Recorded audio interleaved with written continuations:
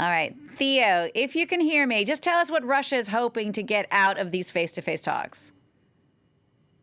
Sorry, I think we're having some connection issues there. What Russia is hoping to get out of these face-to-face talks, I mean, the most important thing for Russia is to have these talks at all, and they're pleased that it's showing Russia is a global power that the US seems to be taking seriously. It's especially significant that this comes relatively early on in Biden's presidency and on his first foreign trip. In terms of what might be discussed in recent days, in recent months, Putin has been warning Western countries not to interfere in Russia's internal affairs. He's been talking about red lines that shouldn't be crossed. So he may use this as an opportunity to spell out exactly what those red lines involve. But like I say, the most important thing for the Kremlin is that this meeting is going ahead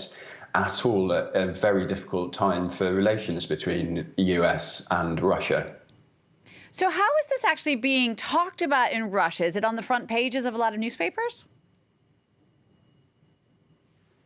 Well, it's certainly being covered by the state media. It's being billed as a sort of big match between Biden and Putin. One presenter yesterday was talking about this meeting as the heavyweight fight at the end of Biden's first foreign trip, that he's had the G7 and NATO meetings to build up for his really big battle there. And that goes alongside the Russian state media's habit of talking about Biden as sort of rather frail and forgetful, and not someone that Russia should really be scared of. So the combined effect of that is to show Putin as a real strongman who is probably going to dominate this meeting. And that's significant for a domestic audience because there are parliamentary elections coming up in Russia in just a few months, and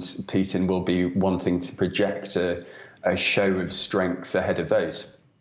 Theo, thanks for that. Theo Merz, they're reporting for us from Moscow.